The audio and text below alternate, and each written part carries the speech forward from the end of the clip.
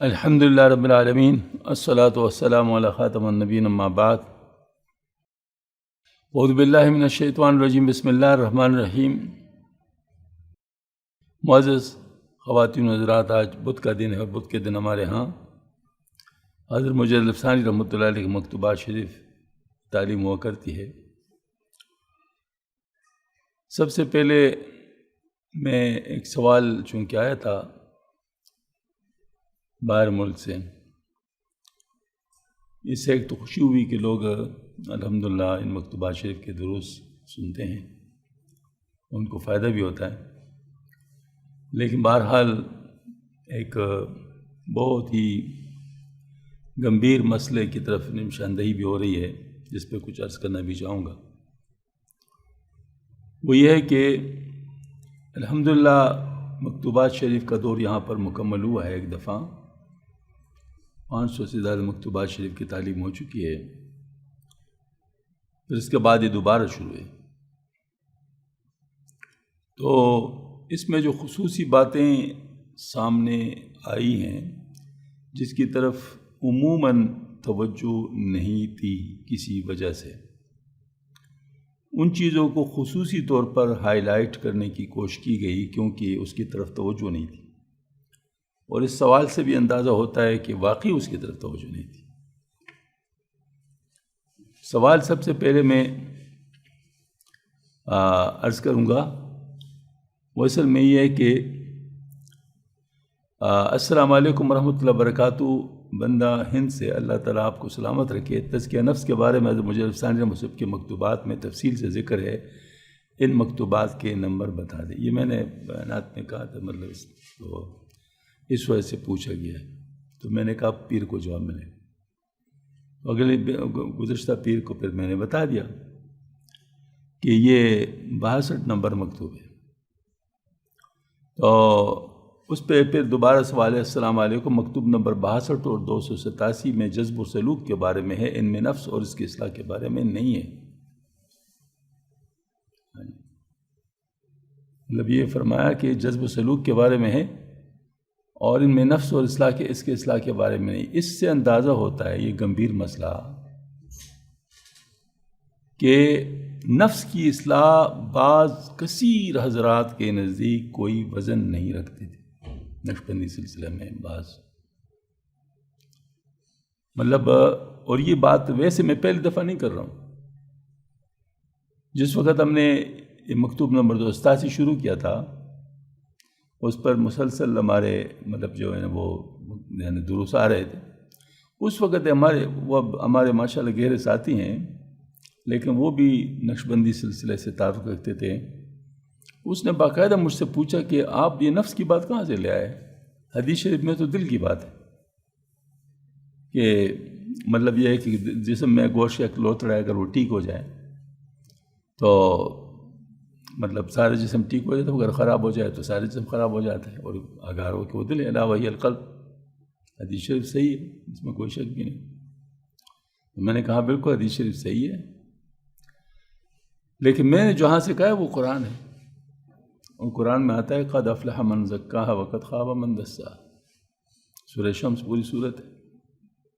تو جب یہ بات ہے تو قرآن اور حدیث تو آپس میں مخالف نہیں ہو سکتے، تو اس کا مطلب ہے کہ ہمیں سمجھنا پڑے گا کہ قرآن کی اس چیز کا مطلب، اس کا آیت کا کیا مطلب ہے، اور حدیث شریف کے آیت کا مطلب کیا ہے۔ تو اس پر تفصیل سے زور دیا ہے حضرت شاہ ولی اللہ رحمۃ اللہ علیہ نے کہ دل نفس کو متاثر کرتا ہے، نفس دل کو متاثر کرتا ہے، بس اگر نفس کی اصلاح نہیں ہوئی تو دل پاک نہیں ہو سکتا، اور دل کا تصفیہ نہ ہو تو نفس کی اصلاح کی طرف توجہ نہیں ہوتی۔ تو اس کا مطلب دونوں لازم ملزوم ہیں۔ تو جو حدیث شریف ہے وہ بالکل صحیح ہے کہ اگر مطلب یہ ہے کہ دل اگر پاک نہیں ہوگا، صاف نہیں ہوگا، تو اس وقت جسم بھی فساد اس میں ہوگا۔ لیکن یہ دل پاک کس وقت ہوگا؟ وہ اس وقت جس وقت نفس کی تزکیہ ہو چکا ہوگا، کیونکہ نفس کا تزکیہ مثلا ہم دیکھیں نا، ہمارا آنکھ ہے وہ نفس کا حصہ ہے، کان ہے، زبان ہے، دماغ ہے، اور اس طرح مطلب یہ ہے کہ ہمارے جسم کے باقی اعضاء جس میں حصے، وہ سب نفس سے مطلب نفسی کے حصے ہیں۔ تو اب آنکھ میں اپنا نفس ہے، کان میں اپنا نفس ہے، دماغ میں اپنا نفس ہے، زبان میں اپنا نفس ہے. تو اگر ان چیزوں کی اصلاح نہیں ہوئی تو ان چیزوں کا اثر دل پہ پڑ رہا ہے. ایک بری نظر، حرام نظر دل کو خراب کرتا ہے. ایک برے کلمات وہ جو ہے نفس کو متعمل ہے، جو ہے وہ دماغ دل کو خراب کرتا ہے.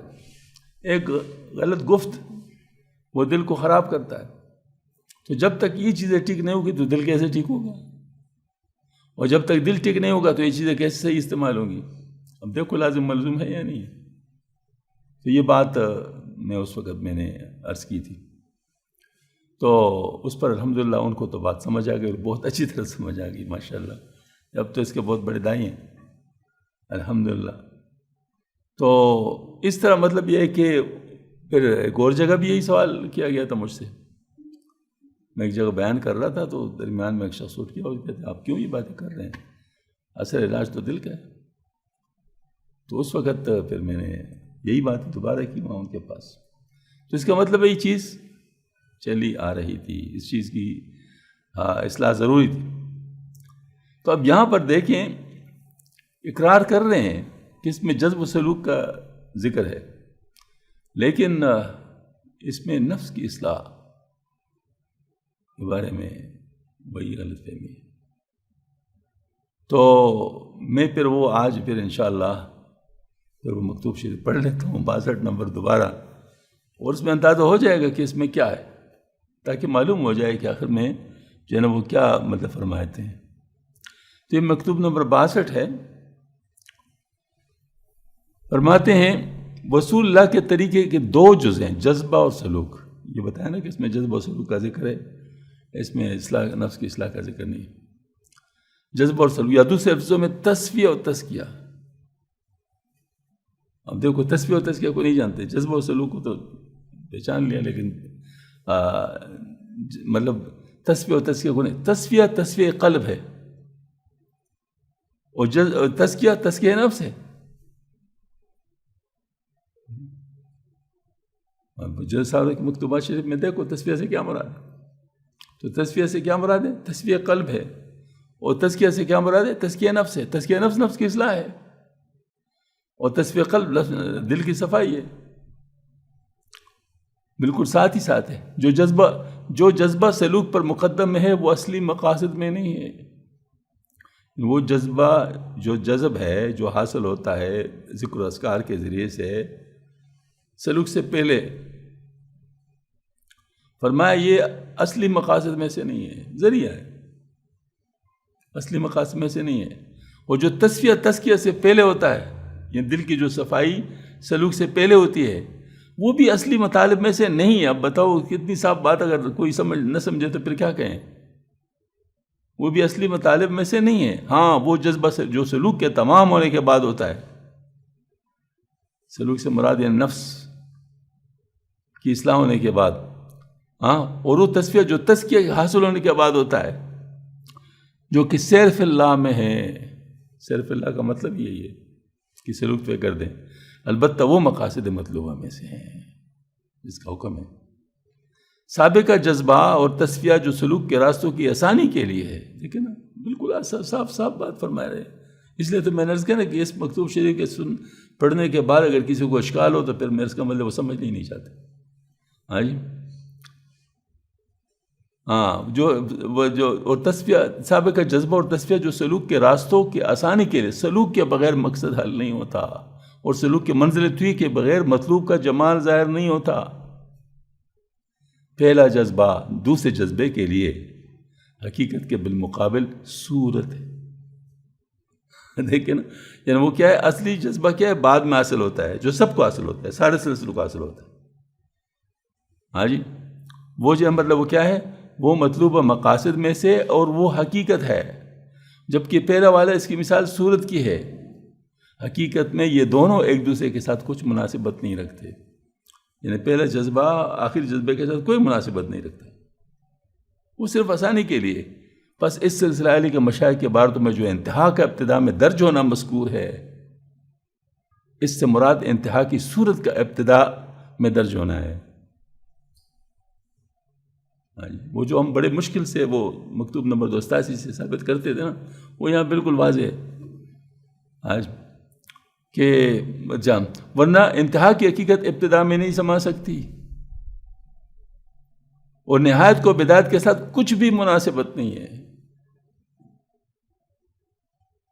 تو بعض رات جو کہتے ہیں کہ ہماری جہاں سے ابتدا ہو رہی ہے وہاں دوسروں کی انتہا ہے، انا للہ و انا راجعون۔ اس کا مطلب انہوں نے اپنے حضرت کے مجدد صاحب کے مکتوبات شریف نہیں پڑھے۔ ہاں جی، اور نہایت کو بدعت کے ساتھ کچھ بھی، اس موضوع کی تحقیق اس رسالہ میں تفصیل کے ساتھ مذکور ہے جو جذب و سلوک وغیرہ کے تحقیق میں لکھا گیا ہے۔ ہاں جی، مختصر ہے کہ صورت سے گزر کر حقیقت تک پہنچنا ضروری ہے، اور حقیقت کو چھوڑ کر صرف صورت پہ اکتفا کرنا سراسر مقصد سے دوری ہے۔ میں تو کہتا ہوں کہ بالکل وہ ساری چیزیں جو ہم بڑی مشکل سے وہ سمجھاتے تھے، وہ یہ صورت نے چند سطروں میں سمجھائی ہے۔ اس کے بعد اگر کسی کو سمجھنا ہے تو پھر اس کا مطلب ہے کہ وہ سمجھنا ہی نہیں چاہتے، کیونکہ بعض رات تو ان ساری چیزوں کو سن کر یہ ساری باتیں ان تک پہنچی ہیں تو پھر کہنے لگے اللہ ان کو ہدایت دے دے، کہتے ہیں ہاں سلوک بھی ایک طریقہ ہے اور جذب بھی ایک طریقہ ہے۔ جذب کی مثال ایسی ہے جیسے لفٹ کے اوپر چڑھنا، اور سلوک کی مثال جیسے سیڑھیوں کے اوپر چڑھنا۔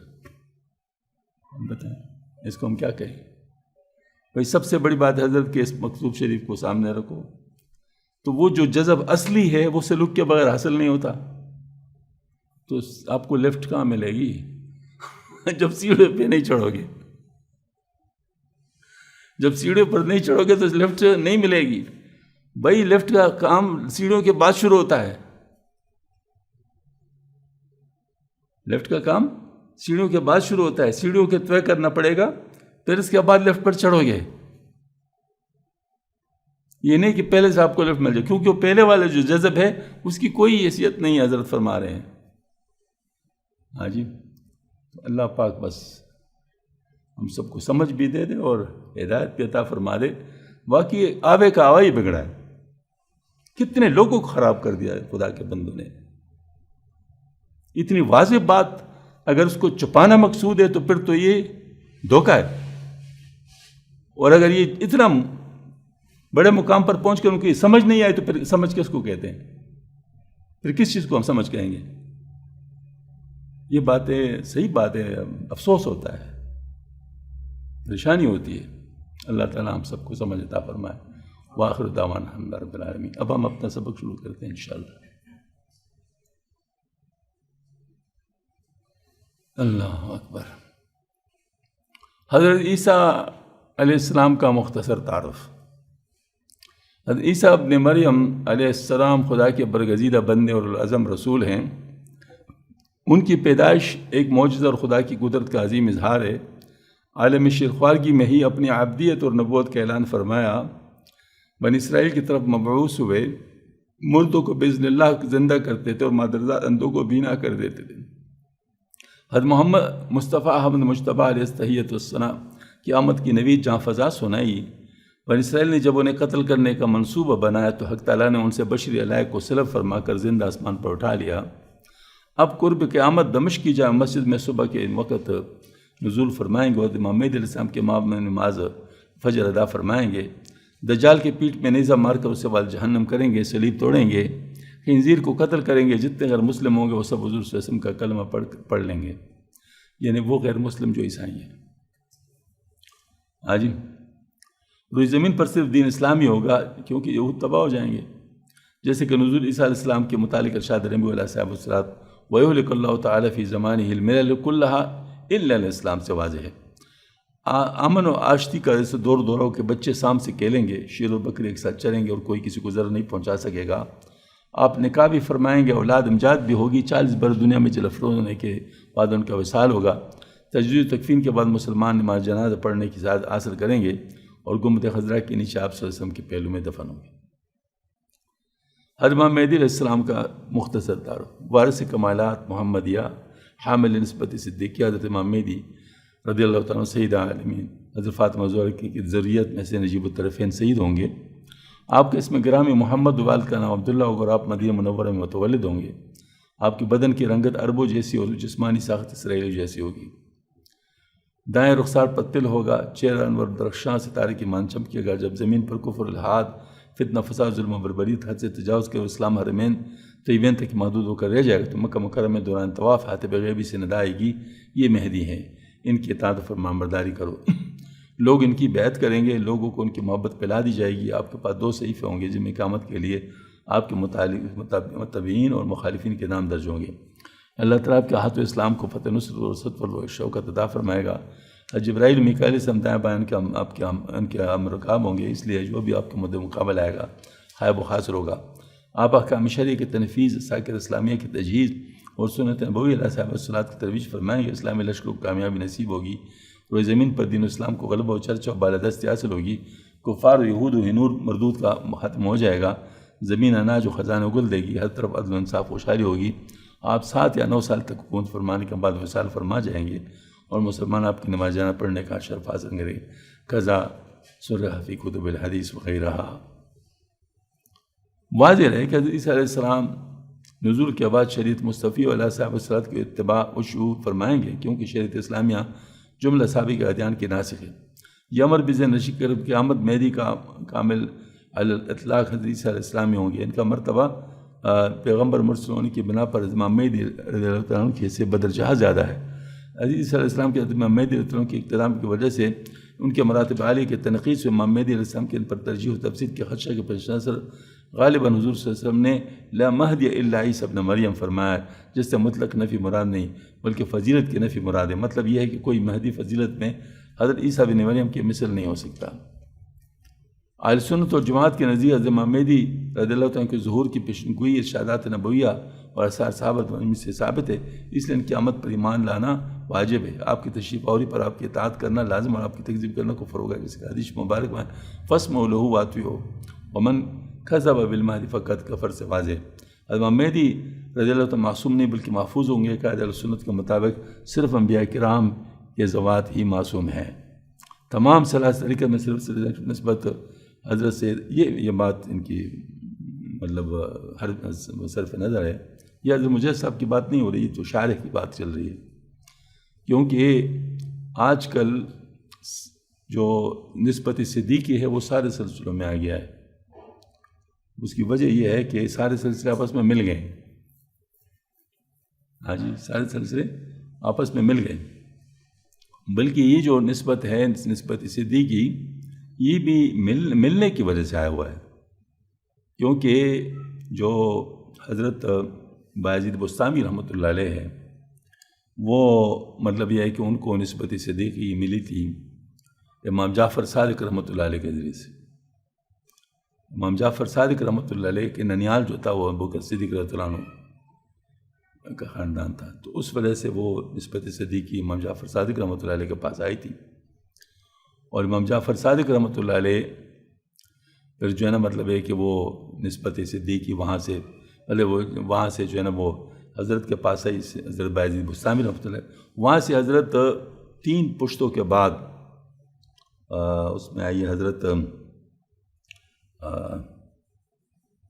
ابو الحسن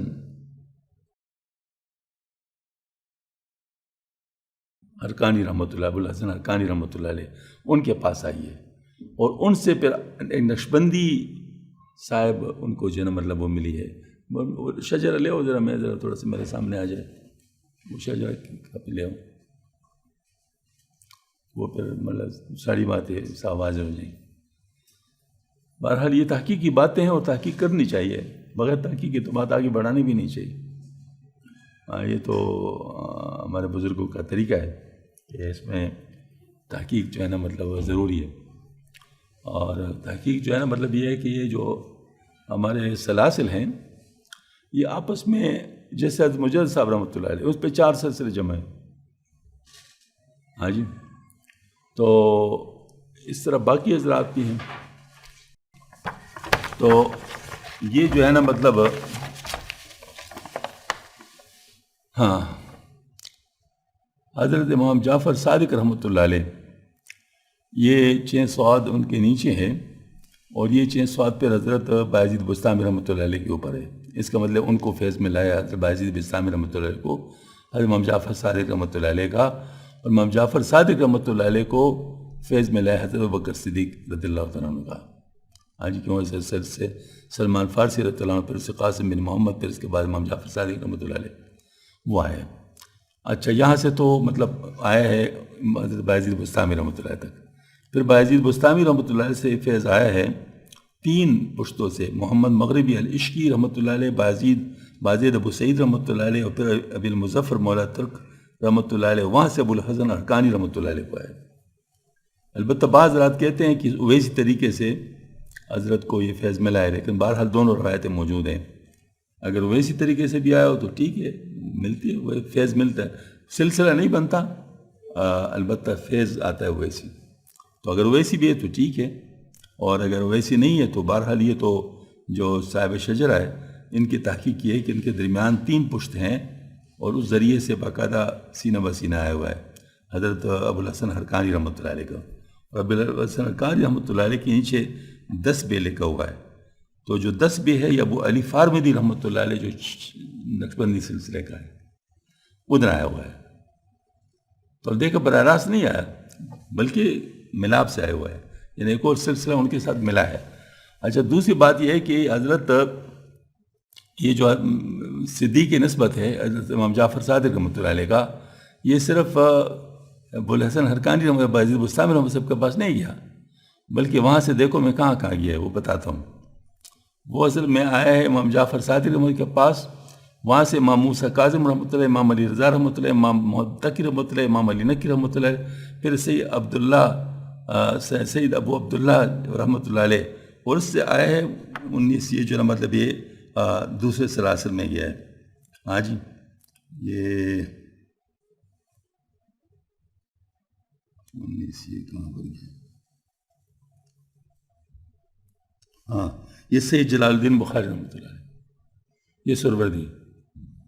تو سروردی سلسلے میں بھی صدیق کی نسبت پہنچ گئی. اس طریقے سے قادری سلسلے میں بھی آئی ہے.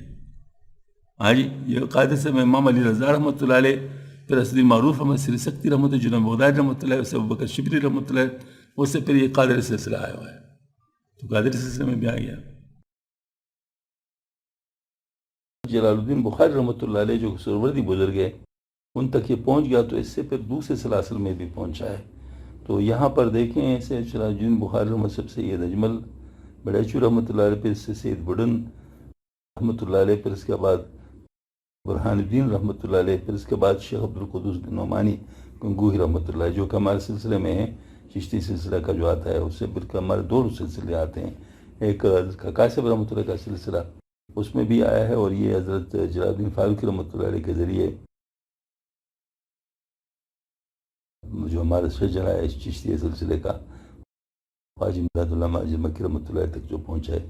پھر اسے تو گویا کہ ہمارے جو 4 سلسلے ہیں، چشتی، سہروردی، نقشبندی، قادری، ان سب کے اندر صدیق کی نسبت آیا ہوا ہے. تو اس کو کسی ایک سلسلے تک محدود نہیں کیا جا سکتا، اور پھر اخیر میں تو سارے سلسلے مل ہی گئے ہیں. اچھا، اور سلسلہ نقشبندیہ کی تتمیم و تکمیل بالکل یہ ہو سکتا ہے، اس میں کوئی شک نہیں ہے، کسی بھی سلسلے کا ہو سکتا ہے.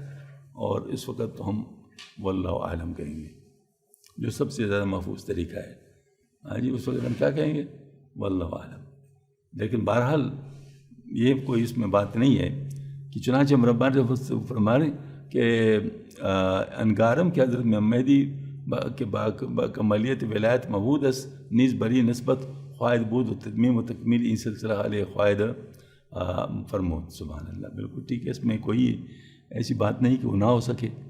تو اس میں کوئی بات ہم نہیں کریں گے، کیونکہ جس چیز وہ ہم نہیں جانتے تو اس کو ہم نہیں جانتے، اس کے یہ کہنا واللہ عالم بالصواب. اور جنہوں نے بات کی ان کی روایت ہم نے بیان کر لی، تو لہٰذا مطلب یہ ہے کہ اس میں ہم کوئی اور بات نہیں کریں گے. البتہ یہ بات ضرور ہے کہ نسبت صدیقی جو ہے یہ ماشاء اللہ صرف نقشبندی سلسلے میں نہیں ہے، بلکہ وہ تو ثابت کر دیا سروردی اور قادری اور مطلب اس کے لیے ثابت کر لیا. باقی یہ ہے کہ باقی سلسلوں کا وہ تحقیق کرنی پڑے گی کہ وہ کیا صورت ہے. تو بہرحال یہ ہے کہ اس مسئلے میں ہمارا کوئی اختلاف نہیں ہے۔ مکتوب نمبر 77 مکتوب علیہ حضرت جباری خان رحمۃ اللہ علیہ۔ موضوعات حق تعالیٰ بے چون و بے چگون ہے، نبوت ولایت سے افضل ہے، صفات باری تعالیٰ امام ربانی کو سرو، متابعت نبوی علیہ صاحب الصلاۃ والسلام کے درجات سبا، ولایت خاصہ محمدی علیہ صاحب الصلاۃ۔ مکتوب نمبر 17 حق تعالیٰ بے چون و بے چگون ہے، بے مثل و بے کیف خدا جل شان و سبحان سلطان کی خالص عبادت اس وقت میسر ہوتی ہے جبکہ ماسو اللہ کی بندگی سے آزاد ہو کر توجہ کا قبلہ ذات حادیت کے سوا اور کچھ نہ رہے۔ اللہ اکبر۔ مطلب یہ ہے کہ انسان اللہ کا جب بندہ بن جاتا ہے اور پھر اللہ ہی پر بھروسہ اور اللہ ہی کی طرف رجوع ہو، قالوا انا للہ و انا الیہ راجعون، قالوا انا، قرآن پاک سے ثابت ہے، قالوا انا للہ و انا الیہ راجعون۔ تو مطلب یہ ہے کہ بندگی یہی ہے کہ اللہ پاک کے بندہ ہونے کا اقرار ہو اور بندگی سے سرشار ہو، یعنی حکم پورا کر رہا ہو جیسے اللہ پاک کا حکم ہو، اللہ کی مرضی چاہتا ہو، اور ظاہر اس کو صرف اس کے علاوہ اور کوئی مقصد کسی بھی کام میں نہ ہو۔ یہ بنیاد ہے۔ زیر نظر مکتوب گرامی میں حضرت امام ربانی کو سرور فرار کے حق تعالیٰ کی اخلاص کے ساتھ عبادت اس وقت میسر آئی جب سالک ماسو اللہ کی غلامی سے آزاد ہو کر حق تعالیٰ کے ساتھ گرفتار ہو جائے۔ اس کی علامت حق تعالیٰ کی طرف سے انعام و علام کا سالک کے لیے مساوی ہو جانا ہے۔ انعام اور علام، علام جو ہے نا تکلیف اور مصیبت کو کہتے ہیں، علم، ہاں جی، اور انعام مطلب نعمت، دونوں باب افعال ہے، ہاں جی۔ تو مطلب یہ ہے کہ اگر کسی کو تکلیف بھی مل رہی ہے اللہ کی طرف سے تو بس ٹھیک ہے، اور اگر کسی کو نعمت مل رہی تو بھی ٹھیک ہے۔ مطلب اس کا مطلب یہ نہیں ہوتا کہ مجھے صرف نعمت ہی ملے، بلکہ وہ کہتا ہے کہ جو اللہ پاک چاہے، دعا ضرور کرتا ہے لیکن ابدیت یہی ہے، تفویض، وفوض امری اللہ ان اللہ بصیر بالعباد۔ ہاں جی، مطلب یہ ہے کہ جو بھی اللہ پاک چاہے بس ٹھیک ہے۔ تو اور اگر عبادت و انعام کے حصول علم سے نجات پانے کے لیے ہے تو عبادت ناقص ہو، کیونکہ اس قسم کی عبادت حقیقت اپنے نفس کی نجات کے لیے، کیونکہ یہاں تو نفس ہے نا۔ ہاں جی، تا تو در بندے خوشتن باشی، عشق گوئی دروغ زن باشی۔ لیکن جب سالک ولایت خاصہ محمد صلی اللہ علیہ وسلم تعلیمات کے حصول کے ذریعے فنائے مطلق سے مشرف ہو جائے، اس کی ذات حق بلا کیف جل سلطانوں تک رسائی ہو جائے، اس وقت اسے خالص بندگی نصیب ہوتی ہے، اور اس کی بات خالص حق تعالیٰ کی رضا کے لیے ہوتی ہے۔ جاننا چاہیے کہ اعلام کو مرغوب جاننا ہر کسی کا مقام نہیں، بلکہ بعض محبوبوں کا خاصہ ہے، لہٰذا اس مرتبے میں انعام و علام ہر دو کو یکساں سمجھتے ہیں۔ وہ فیض شیخ رامکار وہ کتاب ذرا دے دے، اس میں بالکل اسی قسم کا بیان ہے، وہ ذرا تھوڑا سناتا ہوں کہ کس طرح مطلب وہ ہے۔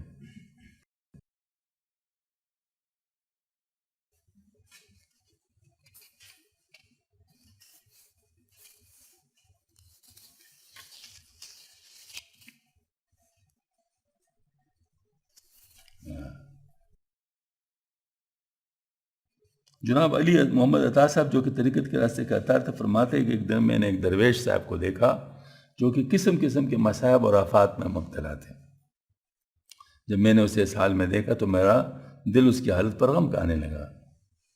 درویش نے مجھے دیکھ کر زور سے کہا، یا مکلف ما دخولک فی بینی و بین ربی، تجھے کیا دخل دیا اور اختیار ہے کہ میرے رب کے درمیان آ جاؤ۔ ہاں جی، اچھا، دع یعمل ما یشاء بعد، اے ہوشیار اور مکلف سب میرے اور میرے رب کے معاملات میں دخل اندازی کی کوئی ضرورت نہیں۔ یہ بات چوڑی ہے، وہ چاہے جو کچھ اس کی مرضی وہ کرتا رہے، مجھے کہ اگر اس نے کہنا شروع کیا الہ بعزتک و جلالک لو قطعتنی اربم وحیب علی من البلاء حب ما زدت لك الا شوقا وحبا، میرے رب مجھے آپ کی عزت و جلال کی قسم، اگر تم مجھ پر مصیبتوں کا پہاڑ توڑ ڈالو اور میری ہر حاجت منقطع کر ڈالو تو اس حالت میں بھی میرے محبت اور میرے شوق بڑھتے جائیں گا۔ ہاں جی، تو یہ مطلب یہ ہے کہ ہر کسی کا مقام نہیں ہے، جو ایسے ہیں تو ایسے ہیں۔ ہاں جی، تو بہرحال جو ہیں تو ان سے انکار بھی نہیں۔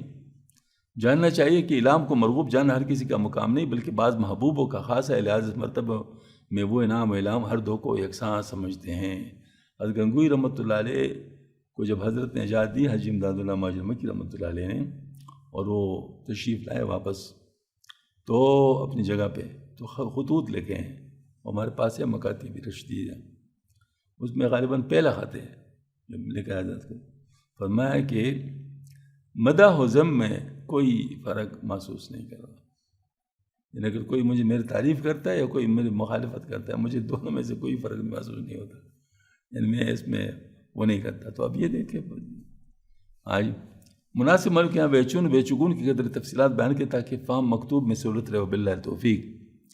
بیچون کا معنی بے مثل ہے، فارسی کا لفظ ہے، بے مثل فارسی، وہ بھی فارسی کا ہے، اور بیچگون کا معنی بے نمونہ و بے کیف ہے،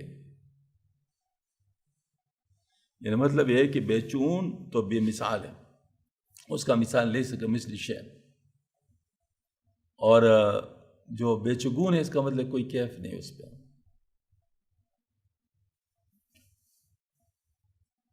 پانی کی جو خاصیت ہے نا پانی کی، وہ کہتے ہیں اس کا رنگ بھی نہیں ہے، اس کا بو بھی نہیں ہے، سے خالص پانی جو ہوتا ہے اس کا ذائقہ بھی نہیں، وہ چیزیں باہر سے آتی ہیں، رنگ بھی باہر سے آتا ہے، اگر کوئی چیز میں پڑ جائے تو اس کا رنگ آ سکتا ہے، کوئی شربت ہو کوئی اور چو تو اس کا اپنا رنگ ہوا تو اس میں وہ اس رنگ کا آئے گا، اور بو بھی اس میں بذات خود نہیں ہوتی، اگر کوئی اور چیز شامل ہو جائے، خوشبو شامل ہو جائے تو خوشبو ہوگی، بدبو شامل ہو تو بدبو ہوگی۔ ہاں جی، اور ذائقہ بھی خود نہیں، بے ذائقہ بھی ہے، مطلب یہ ہے کہ اس کے اندر یہ ذائقہ منرلز کا ہوتا ہے،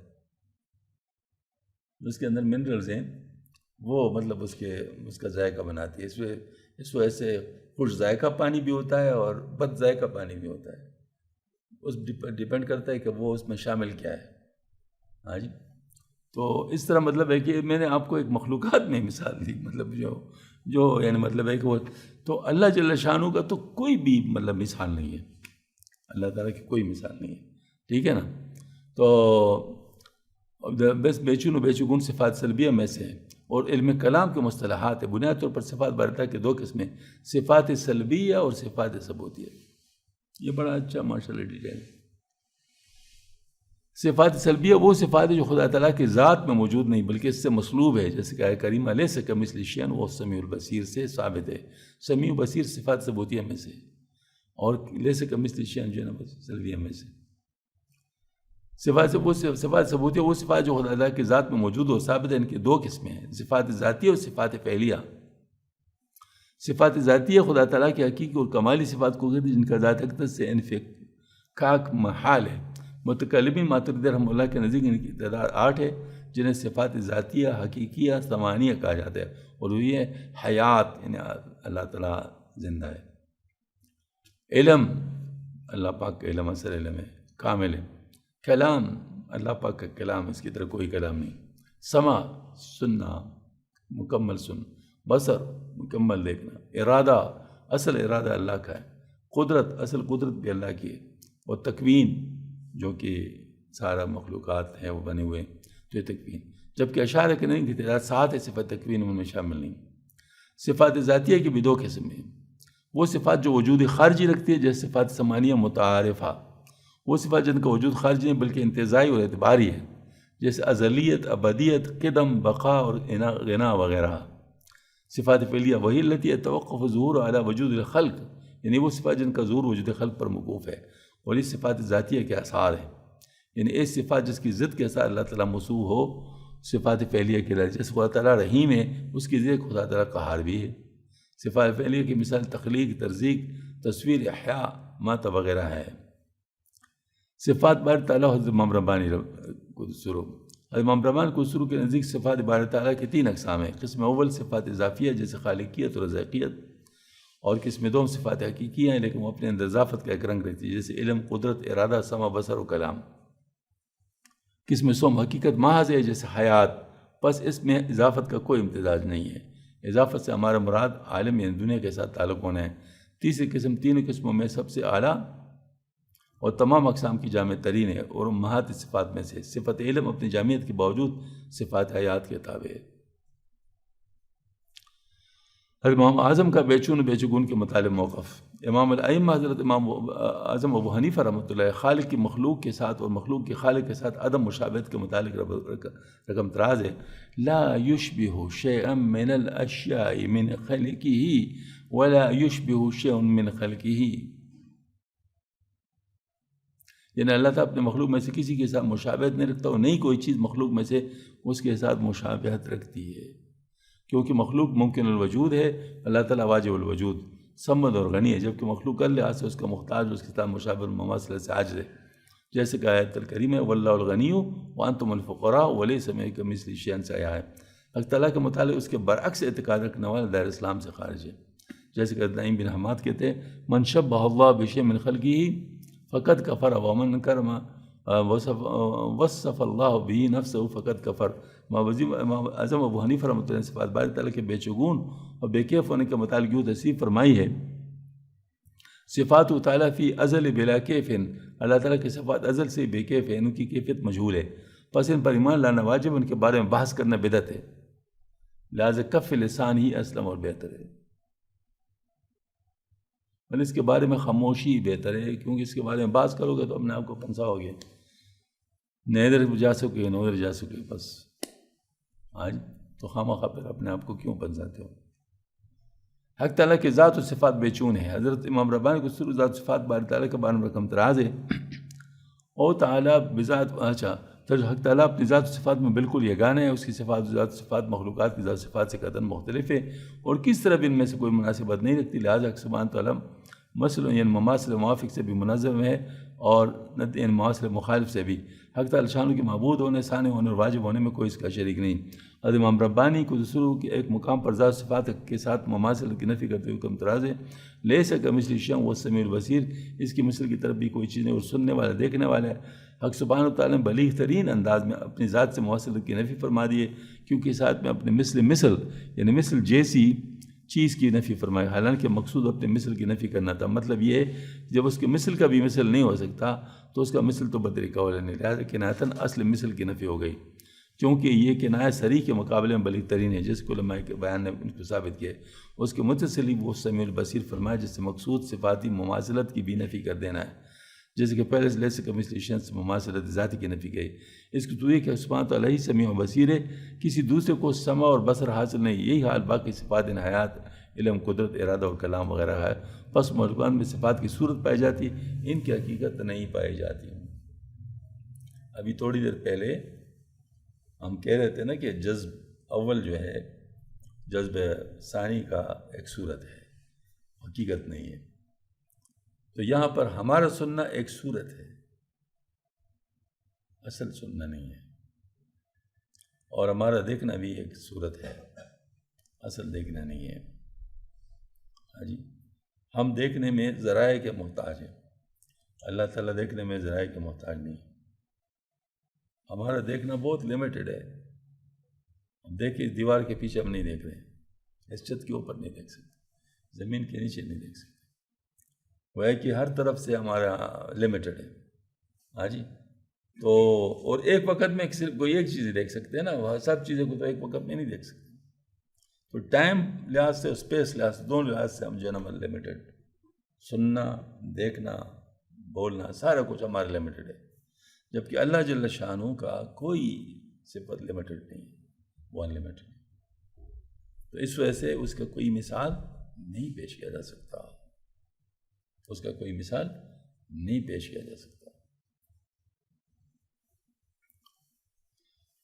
حضرت امام ربانی کو کے نزدیک حسبانتوں کا مثل نہیں، البتہ مثال ہو سکتی ہے، چنانچہ آپ کا رقم تراز ہے، حضرت حسبانت اللہ مثل سے منزہ ہے، لیسے کمثلہ شیء کوئی چیز، لیکن علماء نے مثال اور مثل کو جائز کرا ہے، وَلِلَّهِ الْمَثَلُ الْأَعْلَىٰ، اللہ تعالیٰ کے بلند ترین مثال ہے۔ ارباب سلوک و اصحاب خشوع کو مثالی سے تسلی دیتے ہیں اور خیال سے آرام بخشتے ہیں، بے چن کو چن کی مثال سے ظاہر کرتے ہیں، وجوب کو امکان کی صورت میں جلوگر کرتے ہیں، بیچارہ سالک مثال کو عین صاحب مثال خیال کر لیتا ہے اور صورت کو عین ذی صورت، یہ وجہ سبحانہ تعالیٰ کے احاطے کی صورت کو اشیاء میں دیکھتا ہے، اس احاطے کی مثال کو جان میں مشاہدہ کرتا ہے، خیال کرتا ہے کہ احاطے کی حقیقت دکھائے، حالانکہ ایسا نہیں ہے، بلکہ اللہ تعالیٰ کا احاطہ بے چون بے چگون ہے، اس سے منظر پاک ہے کہ وہ شہود میں آ سکے اور کسی پر ظاہر ہو جائے۔ ہم اس بات پر ایمان رکھتے ہیں سبحانہ تعالیٰ ہر چیز کو محیط ہے، لیکن ہم اس کے اس احاطے کو نہیں جانتے کہ وہ کیا ہے، اور جو کچھ ہم جانتے ہیں وہ اس احاطے کی شبیہ اور مثال ہے۔ حق تعالیٰ کی قرب اور اس کی میت کو بھی اس پر قیاس کرنا چاہیے کہ جو کو مشاہدہ و کشف میں آتا ہے اس کی شبیہ اور مثال ہے، اس کی حقیقت نہیں، بلکہ ان تمام باتوں کی حقیقت کیفیت نامعلوم ہے۔ یہ ہمارا ایمان ہے کہ حق تعالیٰ قریب ہے اور ہمارے ساتھ ہے، لیکن ہم یہ نہیں جانتے کہ حق تعالیٰ اس قرب و میت کی حقیقت کیا ہے۔ ممکن ہے کہ جو حدیث نبی صلی اللہ علیہ وسلم میں آتا ہے یتجلی ربنا ضاحکا، ہمارا پروردگار سے ظاہر ہوگا، وہ صورت مثالی کے اعتبار سے ہوگا، کیوں کمال رضا و خوشنودی کا اصول مثال میں ہنسنے کی صورت میں دکھایا جاتا ہے، اور ہو سکتا ہے کہ ہاتھ، چہرہ، قدم اور انگلی کا اطلاق بھی مثالی صورت کے اعتبار سے ہو۔ میرے پروردگار نے مجھے ایسی تعلیم دی ہے، واللہ یختص برحمتہ من یشاء، اللہ ذو الفضل العظیم۔ واقعتاً انسان جو ہے وہ جب لمیٹڈ ہے تو لمیٹڈ چیز پھر لمیٹڈ ہی اس کو سمجھ ہو سکتی ہے نا۔ ہاں جی، تو اللہ جل شانہ کی ہر چیز، ہر صفت انلمیٹڈ ہے، تو کوئی بھی انسان اس کا ادراک صحیح طور پہ نہیں کر سکتا، ہاں مثالی شبیہ کے طور پہ کر سکتا۔ اس لیے کہتے ہیں کہ جس نے خواب میں بھی اللہ کو دیکھا تو اس نے کوئی شبیہ دیکھی، مطلب اس کے جو ہے نا وہ اصل نہیں ہے، وہ یعنی حضرت مجھے فرماتے ہیں کہ وہ اصل نہیں ہے، کیونکہ اصل کو کوئی بھی نہیں دیکھ سکتا ہے۔ یہاں پر متکلمین ماتریدیہ کے نزدیک صفات فعلیہ قدیم ہے، جبکہ متکلمین اشاعرہ ہے کہ ہاں یہ صفات حادث ہے۔ ارباب تدقیق کے نزدیک یہ نزاع لفظی ہے، دراصل فاعل حقیقی اللہ تعالیٰ ہے اور اس کا فعل اس کی صفت ازلی ہے، اور مفعول جس کے ساتھ اللہ تعالیٰ کا فعل مطلب وہ ہر مخلوق اور حادث ہے، لہٰذا اس کا فعل تو قدیم ہے مگر مفعول جس کے ساتھ وہ فعل متعلق وہ حادث ہے۔ جیسے کلام نفسی قدیم ہے مگر کلام لفظی حادث ہے۔ کلام لفظی، اب قرآن پاک جو آیا تو ہمارے پاس تو کتاب پر لکھا گیا تو حادث ہے نا، لیکن اس کا جو اصل کلام وہ ہے وہ تو قدیم ہے۔ واحد کے بعد وحد الوجود صوفیاء علیہ کرام و رضوان موجودیت میں بھی شریک کی نفی کرتے ہیں اور حق تعالیٰ کے سوا کسی چیز کو موجود نہیں جانتے۔ ان کا استشہاد، ان کا کشف ہے، اور یہ بات پوچھتے ہیں کہ اس قول سے بہت سے اصول دین کا انہدام لازم آتا ہے، اور بعض اصول دین کو اس قول سے تطبیق دینے میں انہیں تکلفات سے کامل ہے، لیکن یہ پوری کے پوری مطابقت میں کلام ہے۔ بعض دیگر اصول دین تو بالکل تطبیق کی قابل ہی نہیں، جیسے اللہ تعالیٰ جل وعلا کی صفات کی نفی کی بحث۔ یہ اصل میں واقعتاً ایک مشکل بات ہے، لیکن اس کو حال کے درجے میں تو سمجھا جا سکتا ہے، لیکن اس کو علم کے درجے میں نہیں۔ حال کے درجے میں ہو سکتا ہے کہ مطلب حال میں یہ ہوتا ہے نا کہ انسان صرف اللہ کی طرف متوجہ ہو اور کوئی اور اس کو نظر ہی نہ آئے، تو اللہ تعالیٰ کی کار فرمائی اس کو اتنی زیادہ واضح طور پہ نظر آ رہی ہو کہ باقی چیزوں کی نفی کر دے کہ کچھ نہیں ہے، لا موجود الا اللہ۔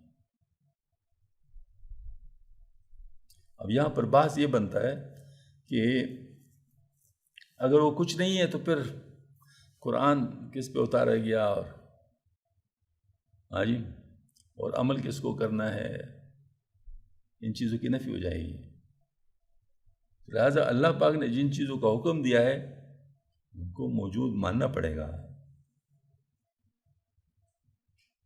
لیکن یہ بات ضرور ہے کہ ان کی موجودیت ایسی ہوگی کہ اس میں اللہ پاک کے مقابلے کی کوئی چیز نہیں ہوگی۔ لہٰذا اللہ تعالیٰ کے سامنے ہم کہیں گے کچھ اور کوئی کچھ بھی نہیں ہے، لیکن اس کی موجودگی سے انکار نہیں کیا جائے گا، کیونکہ اللہ نے فرمایا ہے۔ یہ وہ حضرت کا بہت مشہور قول دوئی والا کہ دوئی سے تو نہیں نکل سکتا۔ ہاں جی، تو مطلب یہ ہے کہ دوئی سے مراد یہ ہے کہ خالق اور مخلوق دونوں موجود، خالق بھی موجود ہے اصل میں، وہ اصل ہے، اور صورتاً مخلوق بھی موجود ہے۔ مخلوق کی موجودگی اللہ تعالیٰ کے ارادے سے ہے۔ جب تک اللہ کا ارادہ ہے تو موجود ہے، جب تک اللہ کا ارادہ نہیں۔ تو بعض دوسری چیزوں کا موجود ہونا اللہ تعالیٰ کے موجود ہونے کا ایک ذل ہے، مطلب یہ ہے کہ وہ اس کے حکم سے کہ اللہ پاک کا جو تجلی وجودیہ اس کے اوپر پڑتی ہے تو اس سے وہ جو اس کو کہتے ہیں نا عدم سے وجود میں آتا ہے، تجلی وجودی جو اس پہ پڑتی ہے اس سے عدم سے وجود میں آتا ہے، یہ بات ہے، ورنہ اصل میں وہ موجود نہیں ہے۔ اس سے حضرت نے ثابت کیا ہے کہ اصل میں چونکہ عدم شر ہے، لہٰذا ہمارا جو وجود ہے وہ اصل میں شر ہے، الا کہ اس پہ خیر طاری نہ کیا جائے، بس ہمارے نفس کی ابتدا نفس ہمارا سے ہوتی ہے جو شر ہے، اور اس کو نفس مطمئنہ بنانا پڑتا ہے جس پہ محنت ہے، اسی کو نفس کی اصلاح کہتے ہیں۔ ٹھیک ہے نا، میرے خیال میں یہاں تک کافی ہے۔ وآخر دعوانا الحمد للہ رب العالمین، ربنا تقبل منا انک انت السمیع العلیم وتب علینا انک انت التواب الرحیم، سبحان ربک رب العزۃ عما یصفون وسلام علی المرسلین والحمد للہ۔